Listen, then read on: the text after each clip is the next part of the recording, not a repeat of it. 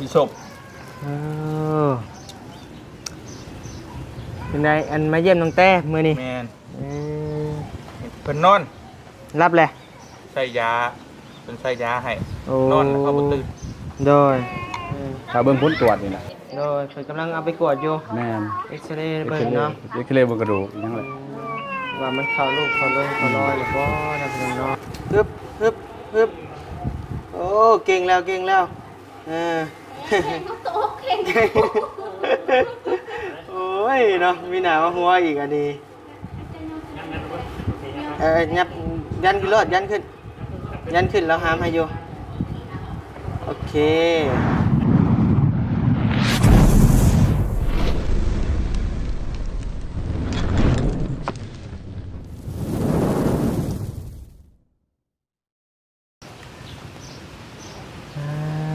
ตัวพี่น้องเอ้ยเปิดคลิปเปิดภาพมายังคือมานั่งอยู่นี่เราพี่น้องเนาะลูกพี่ใหญ่พี่น้องเอ้ยโดยสบายดีเด้อมาลูกพี่กับไอ้เมฆพี่น้องเอ้ยมีศพเป็นไงอันมาเยี่ยมน้องแต้มื้อนี้แมนเออเพิ่นนอนรับแหละใส่ยา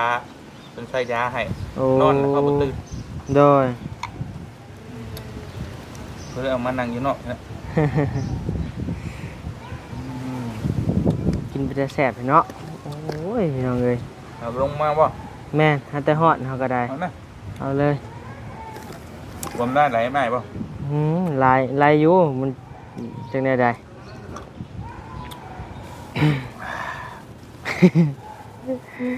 มะกอกบ่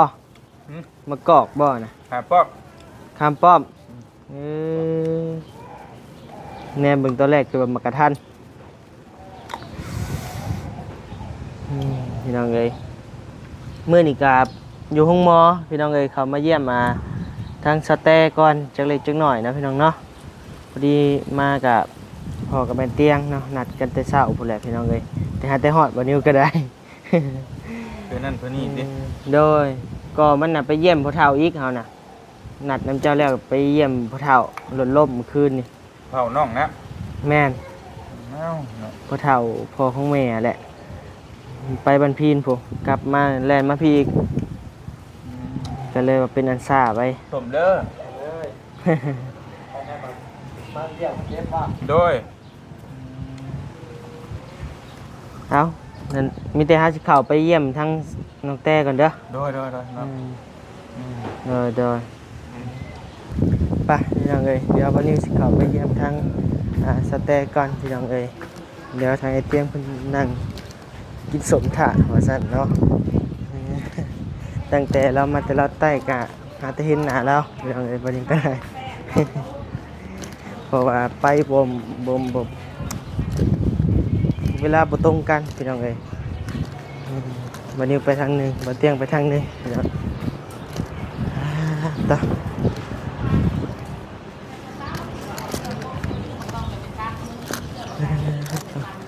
ทางออกซิพี่น้องเอ้ยมายังได้กระท่วงอันนี้ ลายโพดตาสะอ้อนพี่น้องเอ้ยปุ๊บเรียนสภาพอยู่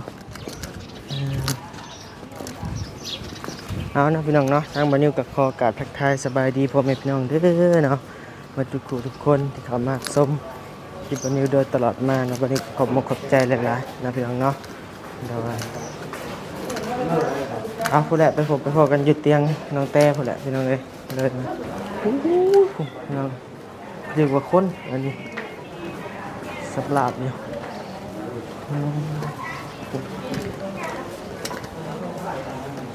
ใส่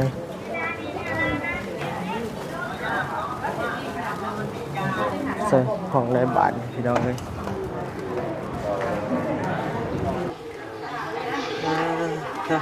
โดยสบายดีเด้อใช้กันหญ้าบ่นี่หรือบ่คิดว่าหญ้าโดยเป็นจังได๋เพิ่นไปทางใดล่ะไปอันนี้เอโกโอ้เอโกคาร์บ่แม่นโดยเป็นจังได๋มื้อใดมื้อหมอถามหมอแล้วบ่เพิ่นว่าถ้าบ่มีหยังก็อีก2-3 มื้อ โอ้ดีดีดี ถ้า อืม ถ้าเบิ่งผลตรวจนี่แหละ โดยเพิ่นกำลังเอาไปกวดอยู่ แม่น เอ็กซเรย์เบิ่งเนาะ เอ็กซเรย์เบิ่งกระดูกอีหยังแหละ ว่ามันเข้าลูกเข้าลงเข้ารอยหรือบ่นะพี่น้องเนาะอืม ไปตรวจเลือดเบิ่งผลตรวจเลือดอีก โดย นั่นน่ะเพิ่นเพียงพอนะ โดยเลือดบ่ได้รุดบ่ นั่นแห เอา ละ มา ถ้า เติ เบิ่ ม ง ใส่มื้อหน้ากะเพิ่นกวดแล้วบ่ ยังบ่ทันกวด เพิ่นกวดเดี๋ยว เอ นี้ อ เลย กำลั เนาะ งกวดกำลังเอาไปกวด โดย 2 โมงวันนี้ไปเอาผลตรวจ โดย2 โมง เออ โอเคเนาะมีแต่ปลอดภัยแล้วแหละพี่น้องเอ้ย แม่ เนาะ น ทางปู่ปู่กมานอนถ่าเอาลูกไผ่เมื่อ หลายมื้อแล้ว จักมือเลยพอนะ ห้วย5 มื้อเลยลูก 5 มื้อโอ้เนาะบัดพ่อเพิ่นแล้วบ่มาเลย บ่มาเลย ไปเลย ไปเลยบ่ เอาหลอด เรียกว่าจังได๋บอกเลย เอาเดี๋ยวผากพังกับพ่อปู่นี่แหละเนาะเบิ่งเอาลูกไผ่ จะได้ซั่นน่ะ พอลูกไผ่ครับไปเลยเจือบเลยพี่น้องเอ้ยไปเลยเลย จะสิไปอยู่ไส จักไปอยู่ทางใดแหละโหดเลยพี่น้องเอ้ยเฮิงแล้วบ่เพิ่นเอาไปเฮิงแล้วบ่ ไปบ่เฮิงบ่ได้ดอกได้บ่หา10 นาทีนี่ โอ้เฮิงเติบยักถึงสิออกมาเนาะ อืมถึงเติบเพื่อสิ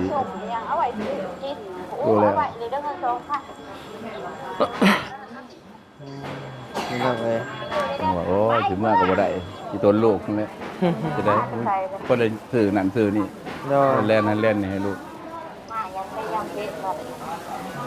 อยู่สองคนก็บ่จักอีหยัง นั่นแหละอยู่สองคน ลำบากลำบากเขาเลยไปใช้บ่ได้ เอาเมื่ออะไรก็บอกเอาแล้วเบิ่งไปเบิ่งมัน แม่นบ่นะ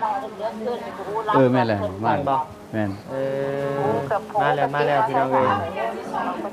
เดี๋ยวรอทางเพิ่นมาก่อน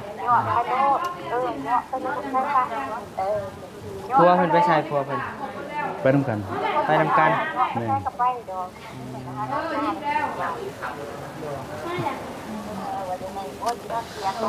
เออพี่น้องเอ้ยคือว่าคนขีดอันตรายแล้วเนาะเดี๋ยวถ้ารอเบิ่งหมอเพิ่นเรียบร้อยก่อนเดี๋ยวบัดนี้จะสิถ่ายเบิ่งเนาะพี่น้องเนาะ เสาร์นี้ไปนอนกันละ ใส่เมียโทรหาบ่ แม่น เออ ลูกสาวลูกหลานนี่ โดย อยู่นอดผู้แล้วก็โทรมา ขอบใจหลายๆครับเดี๋ยวจะไปเบิ่งข้างในก่อนมาแล้วครับฮึบฮึบฮึบโอ้เก่งแล้วเก่งแล้วเออ โอ้ยเนาะมีหน้ามาหัวอีกอันนี้ยับยันขึ้นรถยันขึ้นแล้วหามให้อยู่โอเคยันอีกโอเคขาตกขาตกกับอย่างหมูเนาะโอ้ย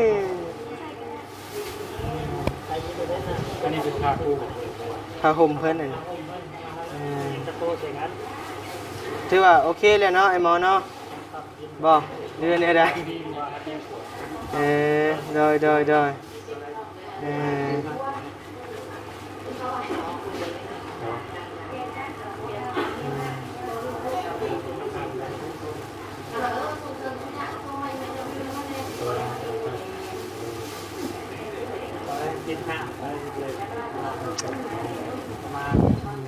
เป็นจังไดสบายดีใช่พัวไปใส่ ค่ะใบเอ็กโก เอา เอานิ้วมากกับไผ่ มาผู้เดียว ครูไปใช้เลย กับเขาวไอ้เตียงหูเมื่อบ่อยเตียงมา นอน มีแต่นอน นอนกำลังตื่นแล้วกับไปเอ็กโกคนใส่ ผม ยา ว่าเอาส่งมาให้มือนี่ส่งทายาวมันตึงๆอะดิเป็นของแม่คอยแหละเอาให้ ยังถามใบเอ็กโกอยู่ โอเคได้มาแล้วบ่มาแล้วสบายดีใส่ใบอีโกใส่ใบอีโกเอามาเลยเอาให้เลยอ้าวคือบ่มให้กันเบิ่งแน่เลยฮู้จักข่าวดีก็ได้เออไปเอามากับหมอเออ เอาแล้ว สาถาเบิ่งสิ เนาะ บ่ลงเตียงเอง ยังเบิ่งก็ได้เลยเป็นเก้าใหม่ ใช่นี่เป็นหนีบใช่ยังในมือโตนะ มันมึน คนนั่นมึนบ่ได้แม่น มือมึนดอก นอนจักโตก็ ใช้มือได้สิมือ ยังบ่ ทาง ฮู้ เพิ่นว่าวันเลือดก่อนคันเลือดมันยังตกต่ำก็ต้องสิได้ใช้อีก ใส่เลือดอีก นะหมอผู้ที่ว่าสิพาแล้วแต่เพิ่นโต้งเพิ่นว่าอยู่เลยเพิ่นบ่กล้ามันนะมันเสี่ยงกับชีวิตมันนะเพิ่นน่ะ เป็นจังได นี่แบบคันว่าพา เลือดตก หลา เพิ่ ย นน่ะ ผ่าหยัง ผ่าน ผ่าตัด ผ่าเฮ็ดหยัง มือผ่าอันนี้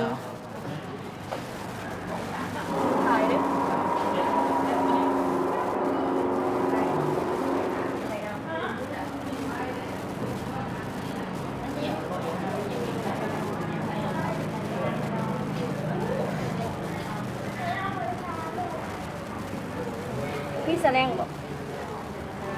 แสดงซื้อมันก็ ตัวเฮามาแต่บ่ได้ ยังบ่ยังก็เอาให้ก่อน นี่บอก หาก่อนนี่เลย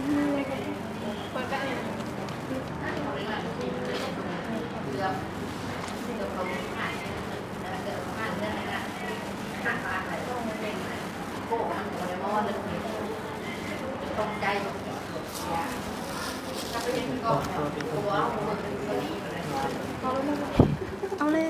เป็นคนซื้อ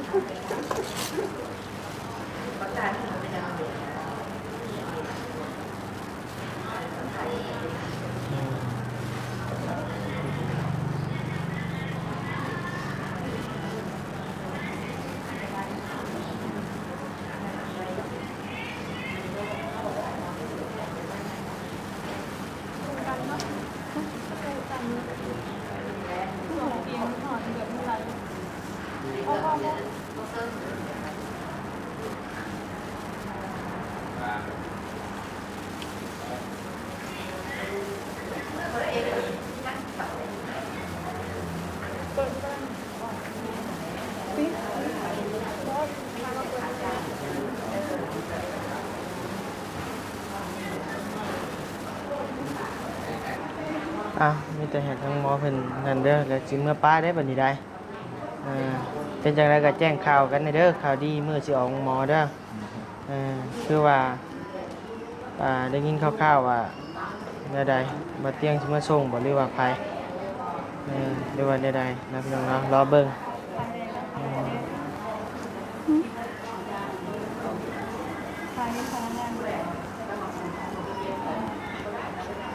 ถ่ายเห็นเราว่าเราอะ บ่ได้เห็นฮู้อยู่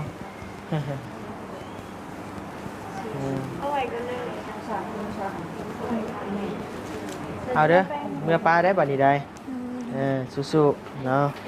บ่ซื้อหยังเข้ามาซ้ำเพราะว่าพาวพอคิดไว้เตียงบ่ฮู้อะนะแล้วแล่นจวดมาเลย เอาโอเคสบายดี สบายดี บ๊ายบายเนาะเดี๋ยวไปหลังเลยเมื่อก่อนป่านนี้เดี๋ยวไปอาหารกินข้าวกินน้ำก่อนเนาะสักพักมาเตียงคนละหลังเลย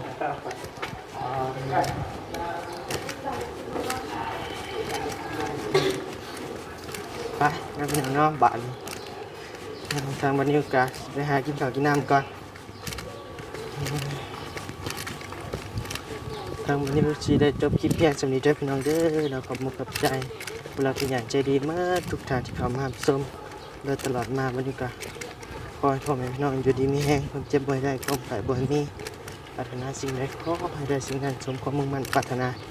อย่าเจ็บอย่าจนร่ำรวยพี่น้องเลยโดยบ๊ายบาย